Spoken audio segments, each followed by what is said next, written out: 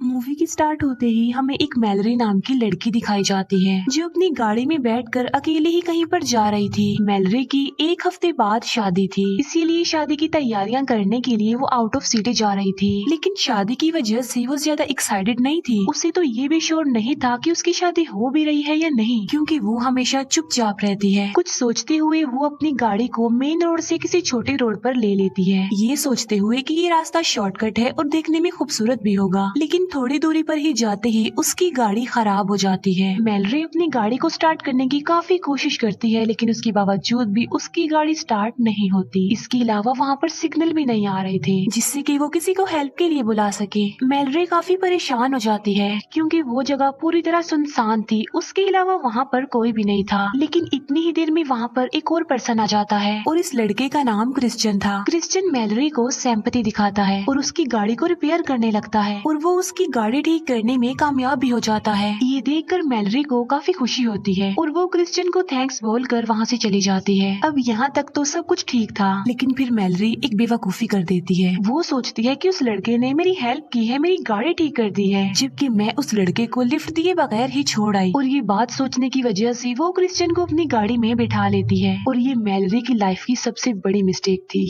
Starting में तो Christian Malory को इम्प्रेस करने के लिए काफी अच्छी इधर उधर की बातें करता है, लेकिन थोड़ी दूर जाते ही उसकी कन्वर्सेशन, उसकी बातें चेंज हो जाती हैं और उसका बिहेवियर भी अब बदल गया था। वो मैलरी से अजीबोगरीब बातें करने लगा था। मैलरी समझ चुकी थी कि वो किस टाइप का इंसान है और वो क्या चाह रहा है, इसीलिए वो गाड़ी रोक लेती है और क्रिश्चियन को गाड़ी से उतरने के लिए कहती है। लेकिन क्या वो इतनी आसानी से गाड़ी से उतरने वाला था? बिल्कुल भी नहीं। और मैलरी को भी इस बात का अंदाजा नहीं था कि वो कितनी बड़ी मुसीबत में फंस चुकी है। क्रिश्चियन जल्दी से अपना नाइफ निकाल लेता है और मैलरी को नाइफ दिखाकर वो उसे कहीं पर ले जा रहा था। अब जान बचाने के लिए मैलरी को उसकी बात तो माननी ही पड़नी थी, लेकिन तभी मैलरी देखती है कि क्रिश्चियन ने अपनी सीट बेल्ट नहीं लगाई हुई और यही मौका था मैलरी के पास अपनी जान बचाने का। मैलरी एक कर्व से अपनी गाड़ी को खाई में फेंक देती है, जहाँ पर जाकर गाड़ी बुरी तरह क्रैश हो जाती है, जिसमें मैलरी बच जाती है। लेकिन मुसीबत की बात तो ये है कि वो गाड़ी से निकल नहीं सकती थी क्योंकि उसका पैर सीट में बुरी तरह फंस चुका था। वो खुद को फ्री करने की काफी कोशिश करती है, लेकिन नहीं हो पाती। और तभी हम बाहर क्रिश्चियन को देखते हैं। वो भी बच गया था, जो कि बिल्कुल ठीक था, सही सलामत था। इवन वो मैलरी से भी ज्यादा सही हालत में था। और यहाँ पर वो बाहर होने के बावजूद भी मैलरी की हेल्प नहीं करता, बल्कि वो उसे वहीं मरने के लिए छोड़कर वहाँ से चला जाता है, जबकि मैलरी सिर्फ हेल्प के लिए चिल्लाती रहती है। फिर ऐसे करते करते रात हो जाती है, लेकिन मैलरी अभी तक वहाँ पर फंसी हुई थी, वहाँ से फ्री नहीं हुई थी। असल में वहाँ पर सिचुएशन ही ऐसी थी जिसे देखकर लग रहा था कि शायद मैलरी कभी भी ना फ्री हो पाए, क्योंकि गाड़ी का दरवाजा लॉक था। फिर जैसे ही रात होती है वहाँ पर ठंड पड़ जाती है और मैलरी को सर्दी लगने लगती है, लेकिन गाड़ी में कुछ कपड़े थे जिन्हें पहनकर मैलरी अपनी सर्दी तो रोक लेती है। और लकीली कार में बैटरी भी थी जिसकी मदद से वो हीटर ऑन कर लेती है। अब ठंड से तो वो बच गई थी, लेकिन इसके अलावा भी वहाँ पर मल्टीपल प्रॉब्लम्स थी, क्योंकि वो जंगल था, आसपास जंगली जानवर थे जो सारे मैलरी की गाड़ी के आसपास ही घूम रहे थे। ये देखकर मैलरी जल्दी से गाड़ी की हेडलाइट्स ऑन कर देती है, जिसे देखकर वो सारे एनिमल्स डर जाते हैं और वहाँ से भाग जाते हैं। फिर किसी तरह ये रात गुजर जाती है, लेकिन मैलरी के लिए अब मुसीबत बढ़ गई थी, क्योंकि पीने के लिए उसके पास बहुत थोड़ा सा पानी था और खाने के लिए तो कुछ भी नहीं था। फिर ऐसे करते करते रात हो जाती है और रात से अगली सुबह, लेकिन स्टिल मैलरी वहीं पर फंसी हुई थी, वो अभी तक फ्री नहीं हो पा रही थी। लेकिन मैलरी को साथ साथ बचने की कोई उम्मीद भी नजर नहीं आ रही थी।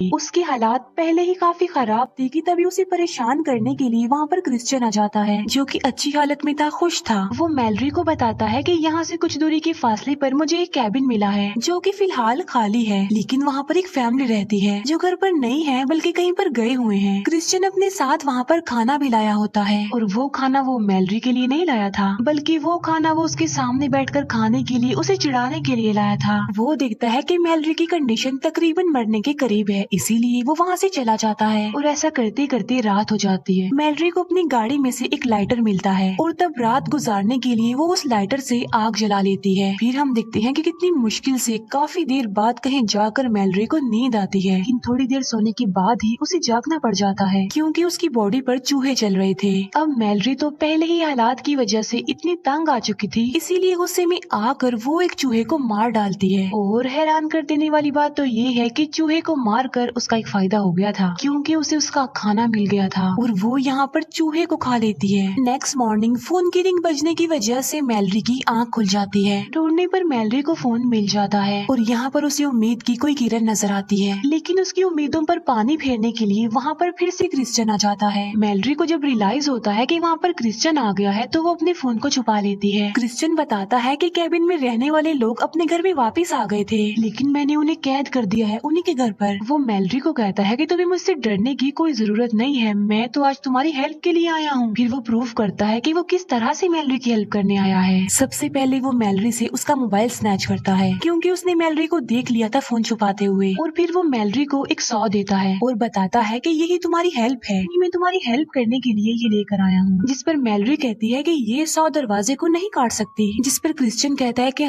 बिल्कुल ठीक कह रही हो तुम, इस 100 से दरवाजा नहीं कट सकता, और ये 100 मैं दरवाजा काटने के लिए लाया भी नहीं हूँ, बल्कि ये 100 मैंने तुम्हें इसीलिए दी है ताकि तुम अपना पैर काटो और आजाद हो जाओ, क्योंकि आजाद होने के लिए उसके अलावा सिर्फ यही ऑप्शन है। ये कहने के बाद क्रिश्चियन वहाँ से चला जाता है। अब मैलरी किसी भी हालत में आजाद होना चाहती थी, लेकिन उसमें इतनी हिम्मत, इतना हौसला नहीं था कि वो अपना पैर अपने हाथों से काट ले। रात में मैलरी को काफी प्यास लगती है और प्यास की वजह से उसकी मरने वाली हालत हो रही थी, लेकिन यहाँ पर मैलरी की खुशकिस्मती ये होती है कि वहाँ पर बारिश होने लगती है, यानी अब उसे प्यासा मरना नहीं पड़ेगा और उसे पीने के लिए इतना सारा पानी मिल जाता है। तभी मैलरी जल्दी से रेडियो ऑन करती है, जिस पर बताया जाता है कि इतनी सारी तूफानी बारिश आने की वजह से फ्लड आ गया है और सारे रोड पानी होने की वजह से भर गए हैं और ट्रैफिक की वजह से भी। इसीलिए जो लोग भी ड्राइव कर रहे हैं वो मेन रोड से छोटे रोड पर जा रहे हैं, यानी वो रोड जहाँ पर मैलरी फंसी हुई है अब वहाँ पर भी कार्स आएंगे। यहाँ एक बार फिर से मैलरी को उम्मीद नजर आती है कि वहाँ कोई तो आएगा, कोई तो उसकी हेल्प करेगा, और वहाँ पर एक गाड़ी आकर रुकती है, लेकिन वो गाड़ी किसी और की नहीं बल्कि क्रिश्चियन की होती है। उसे देखकर मैलरी को एक आइडिया आता है। वो उस मरे हुए चूहे के खून को अपने पैर पर लगाती है और ऐसे रिएक्ट करती है जैसे वो मर गई हो।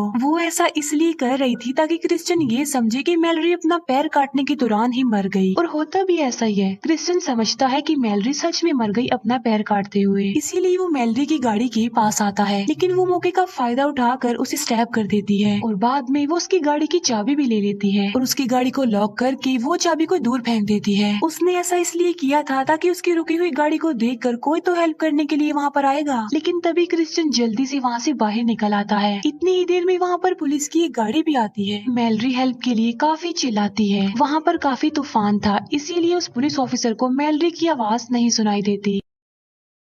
क्रिश्चियन उस पुलिस ऑफिसर की हेल्प मांगकर उसे लिफ्ट लेकर वहाँ से चला जाता है और बेबस मैलरी एक बार फिर से चिल्लाती रहती है। वो सोचती है कि अगर वो ऐसे ही वहाँ पर पड़ी रही तो मर जाएगी, इसीलिए अब आजाद होने के लिए उसे कुछ करना है, उसे हिम्मत करनी होगी। और काफी सोचने के बाद वो अपना पैर काटने का फैसला करती है, लेकिन मैलरी की किस्मत अच्छी थी, क्योंकि पानी होने की वजह से उसकी गाड़ी बहने लगती है, जिससे गाड़ी का दरवाजा खुल जाता है और अब मैलरी फ्री हो जाती है बगैर पैर काटे। फिर वो वहाँ से निकलने का रास्ता ढूंढ रही होती है, लेकिन तभी उसे वहाँ पर एक कैबिन नजर आता है जिसके अंदर से किसी के चीखने चिल्लाने की आवाजें सुनाई देती हैं। और ये वही कैबिन था जिसके बारे में क्रिश्चियन बता रहा था, और यहाँ पर डेफिनेटली क्रिश्चियन है। अब मैलरी का रास्ता बिल्कुल साफ था, वो जान बचाकर वहाँ से भाग सकती थी, लेकिन वो ऐसा नहीं करती, बल्कि वो कैबिन की तरफ बढ़ती है और उसे पता चलता है कि यहाँ पर बहुत सारे ट्रैप्स लगाए गए हैं। वो देखती है कि कैबिन के मालिक को क्रिश्चियन ने मार दिया है। इसके अलावा जिस पुलिस ऑफिसर की लिफ्ट लेकर क्रिश्चियन वहाँ पर आया था उसको भी मार दिया था उसने, और अब उसने कैबिन की रहने वाली एक लड़की को पकड़ा हुआ है और उसे बांधा हुआ है। तब मैलरी चुपके से उसे फ्री कर रही होती है, लेकिन तभी वहाँ पर क्रिश्चियन आ जाता है। लेकिन यहाँ पर मैलरी ने एक समझदारी की थी, उसने पहले ही उस पुलिस ऑफिसर की गन उठा ली थी। यहाँ पर उन दोनों यानी मैलरी और क्रिश्चियन के बीच काफी फाइट होती है, और इस बीच मौके का फायदा उठाकर मैलरी क्रिश्चियन को गिराने में कामयाब हो जाती है और क्रिश्चियन जाकर सीधा एक ट्रैप पर गिरता है, जिससे उसका पैर एक ट्रैप में फंस जाता है। और तो और वो इंजर्ड भी है और उसकी हालत खराब भी है, और यहाँ पर मैलरी क्रिश्चियन की हेल्प करती है, सेम वैसे ही जैसे क्रिश्चियन ने उसकी की थी। वो क्रिश्चियन को एक नाइफ देती है और उसे कहती है कि बचने का सिर्फ यही रास्ता है, नाइफ से अपना पैर काटो और आजाद हो जाओ। लेकिन नाइफ से पैर काटना काफी तकलीफ दे था, काफी मुश्किल था, और ये कहने के बाद मैलरी उसे मरने के लिए उस लड़की को अपने साथ लेकर वहाँ से चली जाती है। फिर हम क्रिश्चियन को देखते हैं जो कि अपनी आखिरी सांसें गिन रहा था, वो मरने वाला था, और फिर देखते ही देखते क्रिश्चियन मर जाता है। यानी इसका मतलब ये है कि मैलरी ने अपना रेवेंज ले लिया था। इसके अलावा इस स्टोरी का मोरल ये भी है कि अगर तुम किसी के साथ बुरा करोगे तो तुम भी कभी न कभी किसी ट्रैप में फंस सकते हो। और इसी के साथ इस मूवी का यहीं पर दी एंड हो जाता है। Thank you for watching.